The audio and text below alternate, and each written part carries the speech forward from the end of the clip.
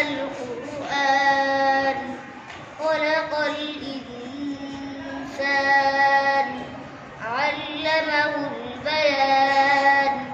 الشمس والقمر بحسبان والنجم والشجر يسجدان والسماء رفعها ووضع الميزان ألا تطغوا في الميزان وأقيموا الوزن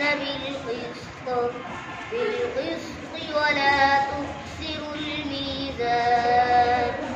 والأرض وضعها للأنام فيها فاكهة والنخل ذات الأكمام والحب ذو العصف والريحان فبأي آلاء ربكما تكذبان خلق الإنسان من صلصال كالفخار وخلق الجان من مارج من